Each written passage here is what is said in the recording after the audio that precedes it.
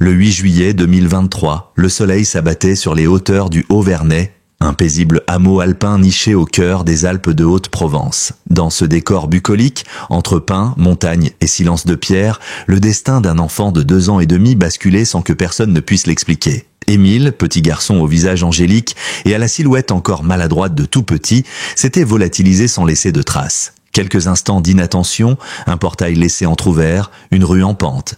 Et puis, plus rien. Ni cri, ni bruit de pas, ni témoin direct. Juste un vide terrifiant. Très vite, la disparition du petit Émile suscite un élan national. Médias, habitants, gendarmes, maîtres chiens, hélicoptères, toute la France regarde vers le Haut-Vernay. Des battues massives sont organisées, des volontaires affluent des 4 coins du pays, des théories circulent. L'affaire devient un mystère d'État. On espère un miracle, on redoute le pire, les heures deviennent des jours, les jours des semaines. Et toujours, pas le moindre indice tangible. Un village figé dans l'attente, une famille murée dans la douleur, un pays suspendu à une énigme. Ce que peu perçoivent alors, c'est l'onde de choc intime qui frappe la famille d'Émile. Derrière les grilles, les conférences de presse et les hypothèses judiciaires, il y a une mère qui pleure en silence, un père qui s'effondre loin des caméras, des grands-parents qui vacillent entre chagrin et colère, des frères et sœurs qui vivent l'indicible. Ce drame n'est pas seulement celui d'une disparition, c'est aussi celui d'un tissu familial lentement broyé par l'attente, le doute,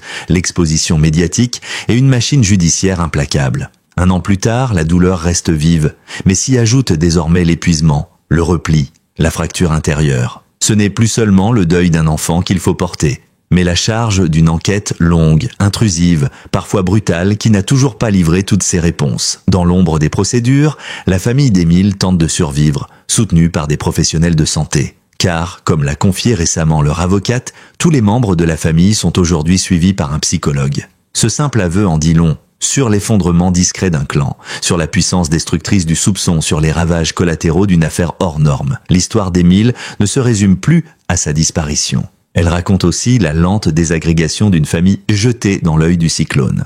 Au départ, la famille d'Émile a coopéré avec une confiance presque naïve. Ils voulaient croire que la vérité surgirait rapidement, que les enquêteurs, les chiens pisteurs, les hélicoptères, la technologie et l'expertise judiciaire permettraient de retrouver l'enfant, ou du moins de comprendre. Mais très vite, l'enquête s'est alourdie, s'est enlisée, s'est tendue. Au fil des semaines, un changement de ton s'est opéré. Les proches d'Émile, jusque-là considérés comme des victimes, ont peu à peu senti les regards se durcir. Des murmures ont commencé à circuler. L'espoir a laissé place au soupçon. Le point de bascule survient brutalement avec la garde à vue de Philippe Vedovini, le grand-père maternel début 2024. Le choc est immense. Lui, l'ancien maire, l'homme respecté du village, est emmené par les gendarmes pour être interrogé. La presse en fait ses gros titres. Les habitants s'interrogent et dans la famille, c'est un séisme. La mère d'Émile s'effondre, les tensions montent, les certitudes vacillent. Pourquoi lui? Que savaient les enquêteurs? Ou plus douloureusement encore, que croit-il savoir? Ce que le public ignore souvent, c'est la violence invisible d'une garde à vue. Ce n'est pas seulement une mesure judiciaire, c'est un coup porté à l'intime. C'est le moment où l'on vous interroge non plus comme victime, mais comme possible responsable. Le soupçon devient tangible, s'insinue, déstabilise. On n'interroge pas seulement les faits, on ausculte aussi les émotions, les souvenirs, les silences. Et on fait mal, même quand on est innocent. Mais ce n'est pas tout, car autour de cette garde à vue gravitent des éléments techniques, des expertises médico-légales, des hypothèses d'acharnement ou d'accident. Rien n'est dit publiquement, mais la famille sent bien qu'elle n'est plus seulement soutenue. Elle est scrutée, disséquée. Certains proches refusent désormais de répondre aux journalistes. D'autres quittent le Haut-Vernay pour se protéger. Le silence s'installe comme un réflexe de survie. L'enquête, dans sa logique implacable, devient une épreuve psychologique pour chacun. À chaque nouveau rebondissement, c'est une ancienne blessure qui se rouvre. À chaque convocation, une nouvelle suspicion. À chaque article de presse, une claque médiatique. La famille est contrainte de revivre la disparition, encore et encore, sans pouvoir commencer le travail de deuil. Dans ce contexte, comment ne pas vaciller? Comment continuer à vivre, à aimer, à faire famille, quand l'ombre du doute rôde, même de manière infondée? C'est là que le drame dépasse la tragédie initiale. La mort d'Émile ne tue pas qu'un enfant. Elle fracture une lignée entière, elle ronge de l'intérieur, et lorsque l'on entend cette phrase terrible, ils sont tous suivis par un psychologue, ce n'est pas seulement un détail médical, c'est un cri. Un aveu que l'enquête, si nécessaire soit-elle, est aussi un tunnel sans lumière pour ceux qui ont déjà tout perdu. Ce que la plupart des Français ignorent, c'est la violence sourde à laquelle est exposée une famille quand le malheur devient une affaire publique. Dans les couloirs du deuil, Les proches d'Émile n'ont pas trouvé le silence réparateur des familles endeuillées, mais une cacophonie de rumeurs, d'insinuations ou de procès médiatiques. Et pourtant, au cœur de ce fracas, une parole timide mais bouleversante a fini par émerger. On n'en peut plus, on est brisé. Cette phrase, relayée indirectement par l'avocate de la famille, résume tout. Elle ne contient ni accusation, ni justification, ni appel à l'aide. Elle dit seulement l'épuisement, le point de rupture, une limite humaine atteinte. La mère d'Émile, jusque-là murée dans un silence protecteur, aurait confié à ses proches qu'elle n'avait plus de force pour continuer à se défendre de ce qu'elle n'a pas fait. Elle ne vit plus, elle survit, hantée par les regards, les questions, les soupçons. Les jours se suivent, sans lumière. Aucun lieu, même le plus intime, n'offre de refuge. Le père d'Émile, lui aussi, a reculé dans l'ombre. Décrit comme discret, profondément marqué, il se tient à distance de tout ce qui peut raviver la plaie. Les interviews, les plateaux télé, les convocations, sa douleur est moins visible mais non moins dévastatrice. Pour lui, la disparition de son fils s'est transformée en une spirale d'accusations voilées où l'on devine une culpabilité sans fait, simplement parce qu'il est là, dans le cercle familial. Pour certains, cela suffit. La grand-mère maternelle, d'abord pilier de la famille, commence elle aussi à vaciller. Tiraillée entre son amour de mère, sa loyauté envers son mari mise en cause et la perte de son petit-fils, elle se retrouve piégée dans un étau affectif et moral. Comment soutenir tous les siens quand chacun doute de l'autre ? Comment rester debout quand personne ne sait plus à qui faire confiance ? Des frères, des sœurs, des oncles, des cousins vivent aussi cette implosion. Certains ont quitté le village, d'autres se sont murés dans le silence, coupant les ponts pour ne pas être contaminés par la douleur collective. Des liens se défont. Des appels ne sont plus passés, le clan, tel qu'on l'avait décrit au départ, uni dans l'inquiétude, s'effiloche dans le doute, l'exaspération, la peur. Dans ce chaos émotionnel, seule la présence d'un accompagnement psychologique régulier permet à chacun de ne pas sombrer complètement. Le suivi, d'abord ponctuel, est devenu permanent. Les séances, chez les psychologues, ne sont pas une formalité, mais une nécessité vitale, pour tenter de mettre des mots sur l'indicible, pour tenir tout simplement. Et quand l'avocate évoque ce suivi thérapeutique généralisé, elle ne parle pas seulement d'un soin, elle décrit une stratégie de survie, une tentative de se maintenir en vie intérieurement quand tout, autour et en soi, pousse à l'effondrement. Lorsque l'avocate de la famille d'Émile prononce ces mots simples mais terribles, tous les membres de la famille sont suivis par un psychologue, elle ne cherche ni à faire pleurer, ni à alerter les médias. Elle dresse un constat clinique, lucide, presque froid, sur l'état d'une famille brisée. Car ici, le terme de suivi psychologique ne relève pas du confort ni d'un luxe thérapeutique. Il est devenu une obligation de survie, un rempart contre l'effondrement mental. Chaque membre du cercle familial a développé, à sa manière, des symptômes de stress post-traumatique. Insomnie, crise d'angoisse, isolement social, troubles de l'humeur, idées noires. Certains vivent dans la peur d'un appel de la gendarmerie. D'autres, dans la terreur de croiser un regard accusateur dans la rue. L'esprit ne peut pas reposer. Il est constamment sollicité, inquiété, déformé par l'absence de vérité. Le drame de la mort d'Émile ne s'est pas refermé avec la découverte de ses ossements. Au contraire, ce qui aurait pu être un début de réponse est devenu une nouvelle source de questions, de doutes, de douleurs. Comment, où, pourquoi et surtout,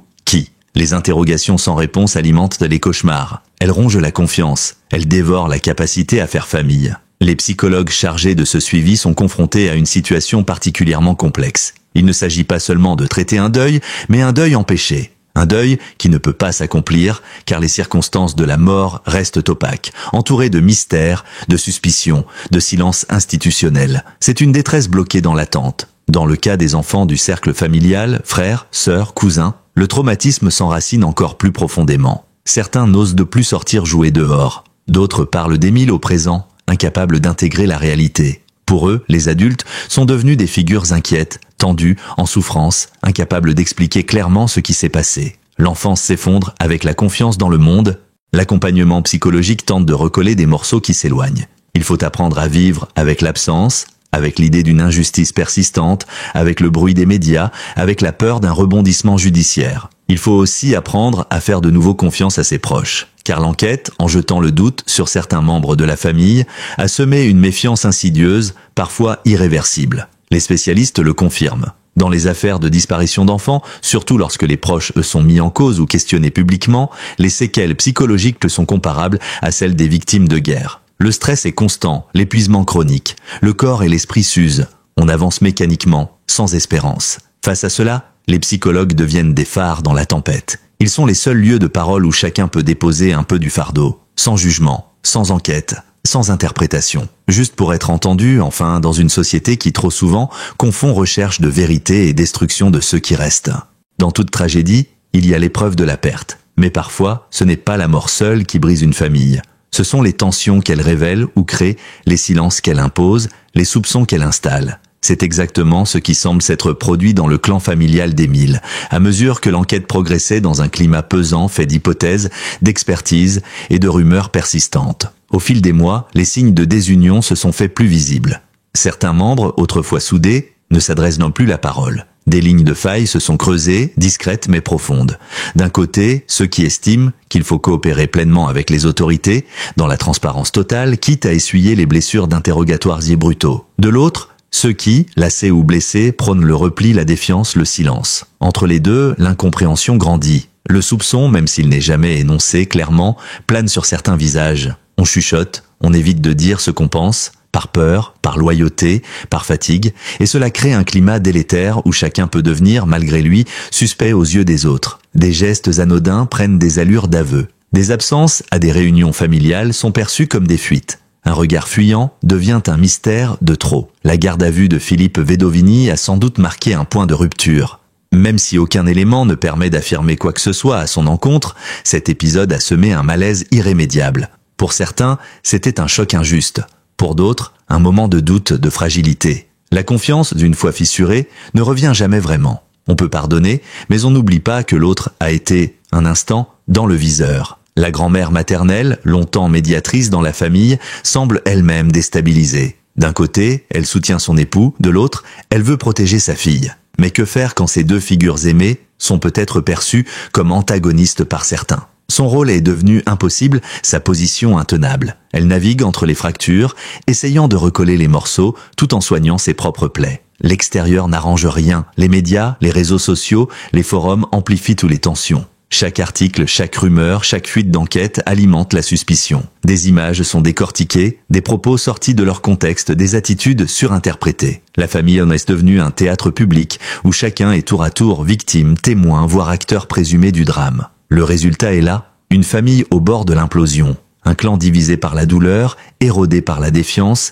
déstabilisé par une enquête qui, au lieu d'unir autour de la recherche de vérité, a dessiné des camps, des doutes, des non-dits. La disparition d'Émile a brisé bien plus qu'un destin. Elle a ébranlé les fondements même de ce que signifie être une famille. Et dans cette désunion silencieuse, ce sont souvent les plus vulnérables, les enfants, les aînés, qui souffrent le plus. Car ce qu'ils vivent, au-delà du chagrin, c'est l'effondrement progressif des liens. Et la peur que même si la vérité est un jour révélée, il soit déjà trop tard pour réparer ce qui a été détruit entre les vivants. Dès les premières heures de la disparition d'Émile, les médias se sont précipités dans le Haut-Vernay. C'est dans leur rôle, alerter, relayer les appels à témoins, mobiliser l'opinion publique. Pendant plusieurs jours, les chaînes d'information en continu ont retransmis les images des battus, les témoignages des villageois, les déclarations de la gendarmerie. La France entière retenait son souffle. La presse, alors, agissait comme un relais d'espérance. Mais très vite, ce rôle initialement utile a glissé vers autre chose. L'absence de nouvelles, de rebondissements, de coupables, a créé un vide que certains médias ont tenté de combler par la spéculation. Des détails privés ont été révélés, des approximations ont été diffusées et surtout, les proches ont été exposés, scrutés, interrogés, analysés. La famille d'Émile est passée, sans l'avoir demandé, du statut de victime à celui de sujet médiatique, et parfois même de cible. Les visages des parents, des grands-parents, les lieux de résidence, les liens familiaux ont été disséqués. On a vu des séquences d'archives remonter à la surface, des photographies privées circuler sur Internet, des suppositions devenir des certitudes dans les commentaires en ligne. La frontière entre information et intrusion a été franchie à de multiples reprises. L'émotion légitime de départ s'est transformée, chez certains, en une forme de voyeurisme collectif. Les proches d'Émile, dévastés par le deuil, ont dû affronter un second combat, celui de leur image publique. Chaque parole pouvait être surinterprétée. Chaque silence pouvait être suspect. Certaines chaînes ont envoyé des équipes camper aux abords du village à la recherche du moindre signe, du moindre témoignage. Les habitants eux-mêmes ont fini par se refermer, exaspérés d'être pris dans ce tourbillon. L'avocate de la famille l'a dénoncé à plusieurs reprises. Ce traitement médiatique est profondément destructeur. Non seulement il empêche la reconstruction, mais il alimente les tensions internes. quand des membres d'une même famille lisent dans la presse que l'un d'entre eux pourrait être suspecté. Sans confirmation judiciaire, comment la confiance peut-elle subsister? Quand la parole est captée, montée, tronquée, comment dialoguer sans crainte d'être trahi par un micro tendu ou un objectif indiscret? Il faut aussi interroger la responsabilité collective. Les lecteurs, les téléspectateurs, les internautes, chaque clic, chaque partage, chaque commentaire alimente une machine qui broie les individus derrière le fait divers.